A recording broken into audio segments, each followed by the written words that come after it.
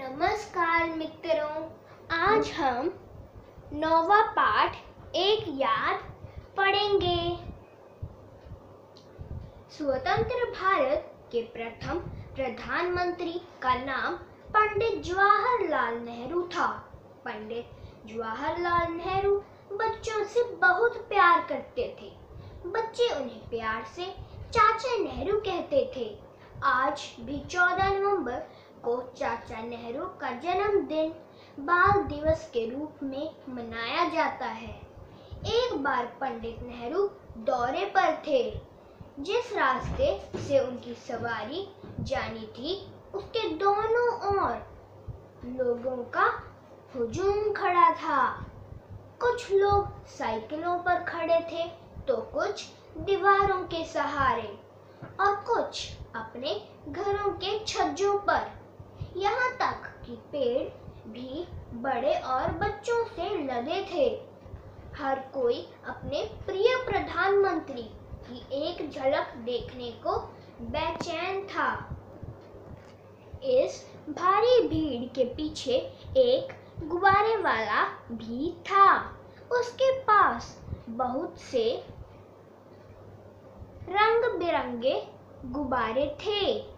वह भी अपने गुब्बारे मुश्किल से संभाले पंडित जी को देखने के लिए पंजों के बल खड़ा डगमगा रहा था।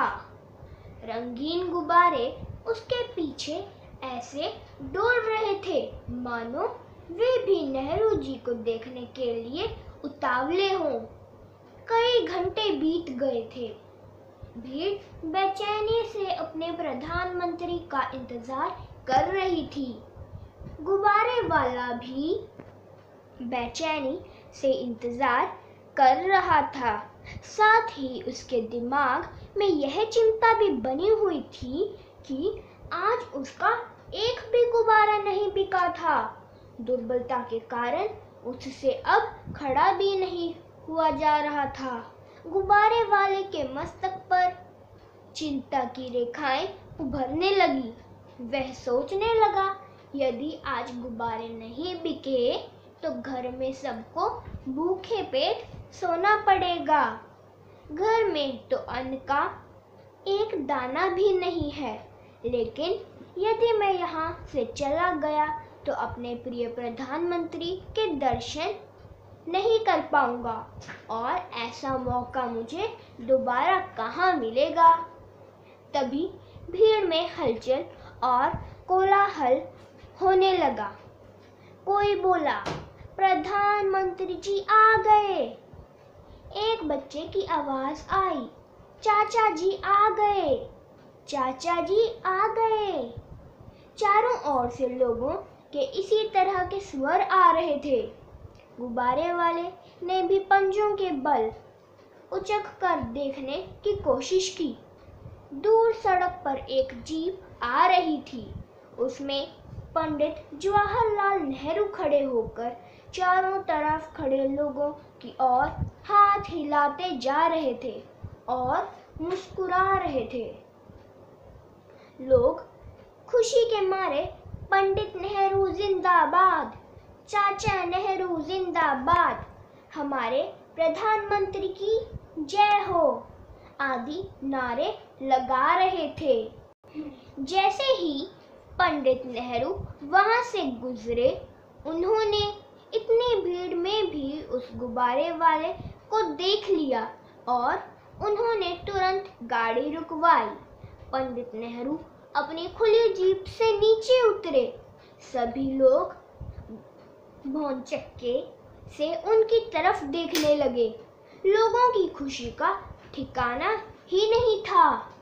उनकी घंटों की मेहनत के बाद उन्हें पंडित नेहरू के दर्शन हुए और यह तो बहुत बड़ा सौभाग्य था कि वे जीप से उतरकर लोगों के समीप आ रहे थे।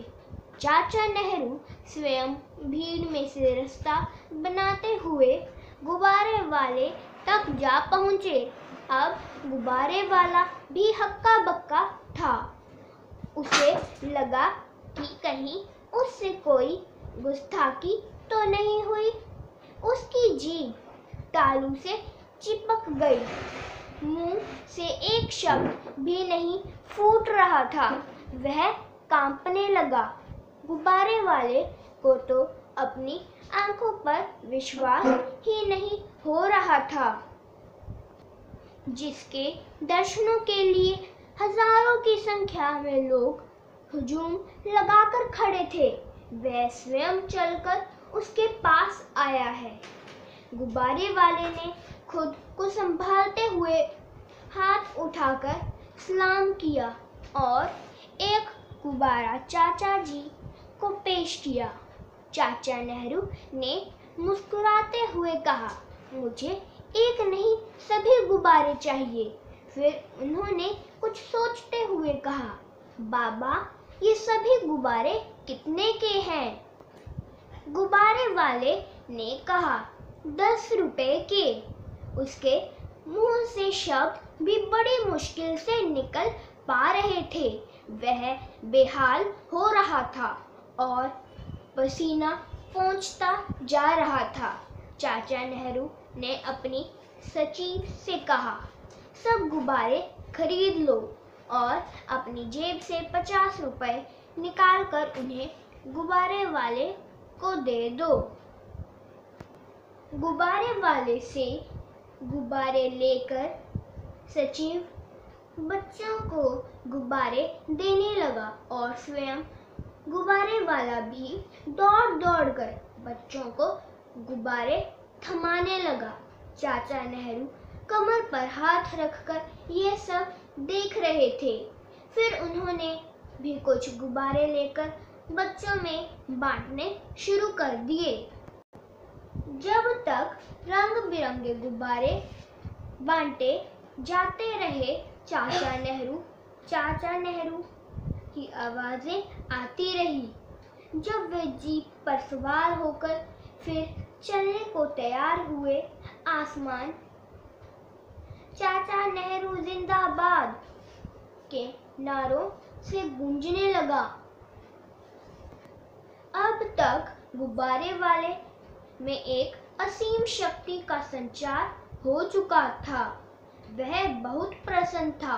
उसे चाचा नेहरू से मिलने का सौभाग्य जो प्राप्त हुआ था, साथ ही उसके सारे गुब्बारे भी बिक गए थे।